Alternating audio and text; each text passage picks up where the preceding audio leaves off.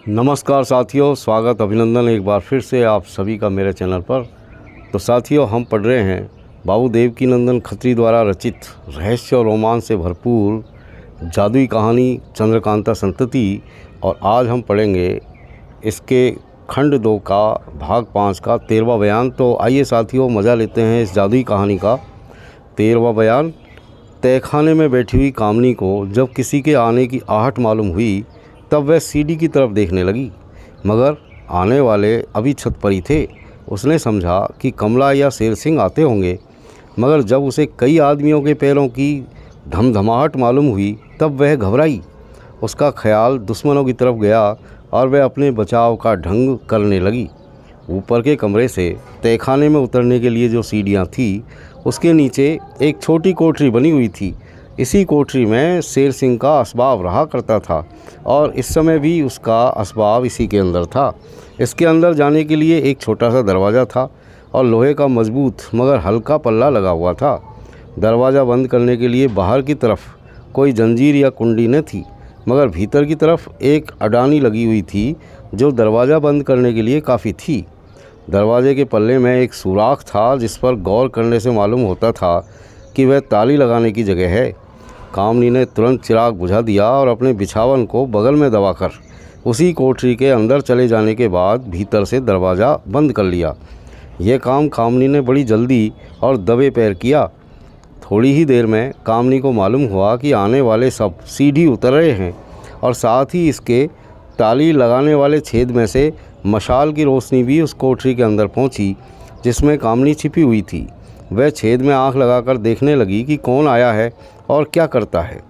सिपाही आना ठाट के 5 आदमी ढाल तलवार लगाए हुए दिखाई पड़े। एक के हाथ में मशाल थी और 4 आदमी एक संदूक को उठाकर लाए थे। ज़मीन पर संदूक रख देने के बाद 5 आदमी बैठकर दम लेने और आपस में यूँ बातचीत करने लगे। मशाल वाला, जहन्नुम में जाए ऐसी नौकरी, दौड़ते दौड़ते हैरान हो गए, उफ। दूसरा, खैर दौड़ना और हैरान होना भी सफल होता अगर कोई नेक काम हम लोगों के सुपुर्द होता। तीसरा, भाई चाहे जो हो मगर बेगुनाहों का खून नाहक मुझसे तो नहीं किया जाता। चौथा, मुश्किल तो यह है कि हम लोग इनकार भी नहीं कर सकते और भाग भी नहीं सकते। पांचवा, परसों जो हुक्म हुआ है सो तुमने सुना या नहीं? मशाल वाला, हाँ मुझे मालूम है। तीसरा, मैंने नहीं सुना क्योंकि मैं नानक का पता लगाने गया था। पाँचवों, परसों यह हुक्म दिया गया है कि जो कोई कामनी को पकड़ लाएगा या पता लगा देगा उसे मुँह मांगी चीज़ इनाम में दी जाएगी। तीसरा, हम लोगों को ऐसी किस्मत कहाँ कि कामनी हाथ लगे। दूसरा, चौंक कर चुप रहो, देखो किसी की आवाज़ आ रही है।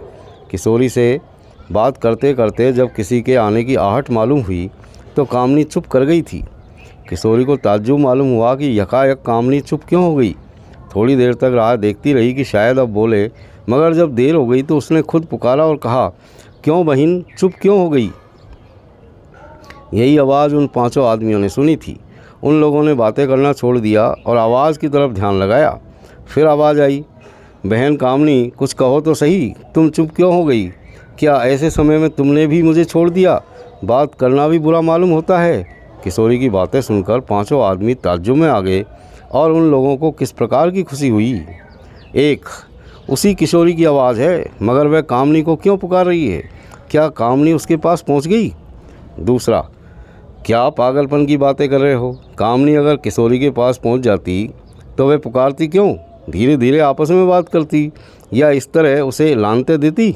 तीसरा, अजी ये तो वही है, मैं समझता हूँ कि कामनी इस कोठरी में ज़रूर आई थी। दूसरा, आई थी तो गई कहाँ? चौथा, हम लोगों के आने के पहले ही कहीं चली गई होगी। दूसरा, हंसकर, क्या खूब। अजी किशोरी का ये कहना कि क्यों बहन चुप क्यों हो गई, इस बात को साबित करता है कि वह अभी अभी इस कोठरी में मौजूद थी। पाँचवा, तुम्हारा कहना ठीक है, मगर यहाँ तो कामनी की बू तक नहीं आती। दूसरा, चारों तरफ देख और उस कोठरी की तरफ इशारा करके, इसी में होगी। 5 ही ये कहने लगे कि कामनी ज़रूर इसी कोठरी में होगी, हम लोगों के आने की आहट पाकर छिप गई है। आखिर सब उस कोठरी के पास गए।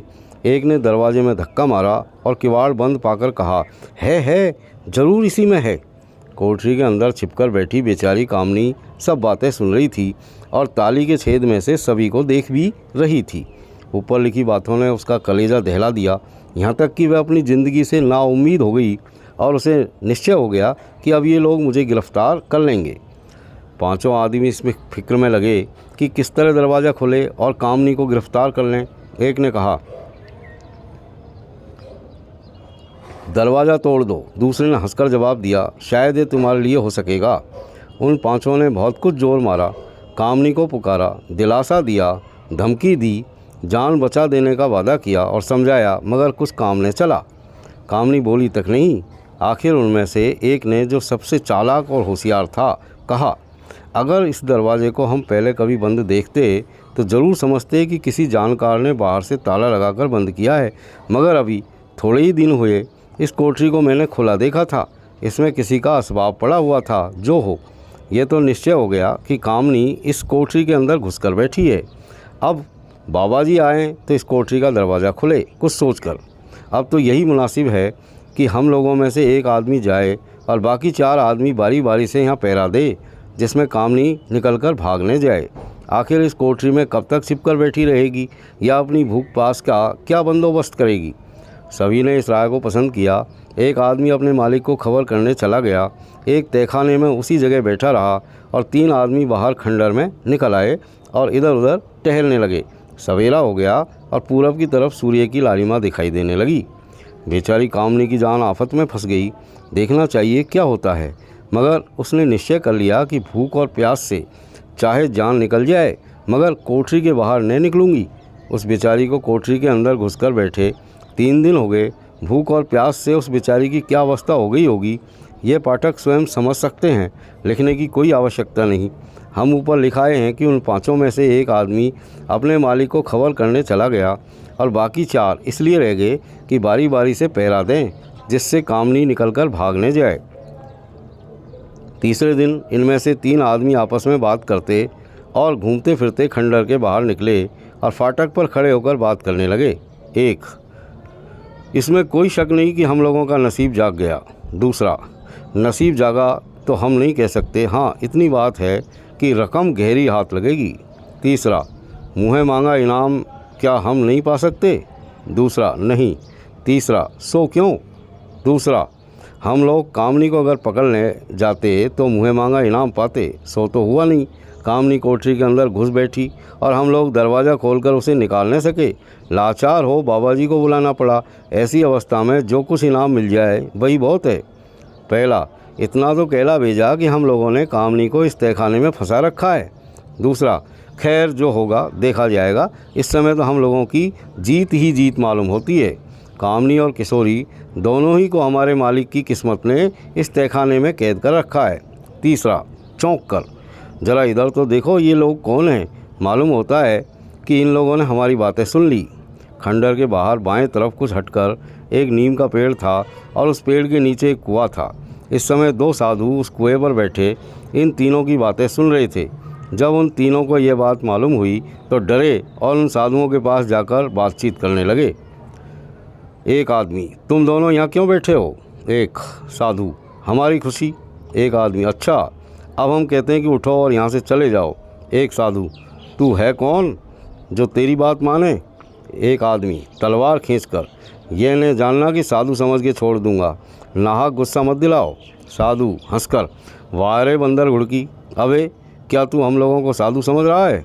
इतना सुनते ही तीनों आदमियों ने गौर करके साधुओं को देखा और यकायक ये कहते हुए कि हाय गजब हो गया, यहाँ से भागो, यहाँ से भागो, वहाँ से भागो। जहाँ तक हो सका उन लोगों ने भागने में कसर नहीं की। दोनों साधुओं ने उन लोगों को रोकना मुनासिब ने समझा और भागने दिया। अब वे दोनों साधु वहाँ से उठे और बात करते हुए खंडर के अंदर घुसे। घूमते फिरते दालान में पहुँचे और दरवाज़ा खोलते हुए उस तहखाने में उतर गए जिसमें कामनी थी। इस तहखाने और दरवाजे का हाल हम ऊपर लिखाए हैं, पुनः लिखने की कोई ज़रूरत नहीं मालूम होती। हाँ इतना ज़रूर कहेंगे कि रंग ढंग से मालूम होता था कि ये दोनों साधु तहखाने और उसके रास्ते को बखूबी जानते हैं। नहीं तो ऐसा आदमी जो दरवाजे का भेद नहीं जानता हो उस तहखाने में किस तरह नहीं पहुंच सकता था। जब दोनों साधु तहखाने में पहुंचे तो वहां एक सिपाही को पाया और संदूक पर भी नज़र पड़ी। एक मोमबत्ती आले पर जल रही थी। वह सिपाही उन दोनों को देख चौंका और तलवार खींचकर सामना करने पर मुस्तैद हुआ। एक साधु ने झपट कर उसकी कलाई पकड़ ली और दूसरे ने उसकी गर्दन में एक ऐसा घूंसा जमाया कि वह चक्कर खाकर गिर पड़ा। उसकी तलवार छीन ली गई और बेहोश कर चादर से जो कमर में लपेटी हुई थी उसकी मुस्कें बांध दी गई। इसके बाद दोनों साधु उस संदूक की तरफ बढ़े।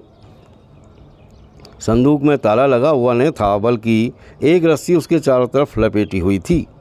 रस्सी खोली गई और उस संदूक का पल्ला उठाया गया। एक साधु ने मोमबत्ती हाथ में ली और झांककर संदूक के अंदर देखा। देखते ही हाय कहकर ज़मीन पर गिर पड़ा। इसके बाद दूसरे ने देखा और उसकी भी यही अवस्था हुई। तो साथियों, यहाँ पर इस कहानी का ये 5वां भाग था जो समाप्त हो गया। यानी कहने का मतलब यहाँ पर 2 किताबें ख़त्म हो गई है, बुक 1 और बुक 2। अब बुक 3 हम अगले वीडियो से शुरू करेंगे। तब तक के लिए have a nice time. Video देखते रहें, मस्त रहें।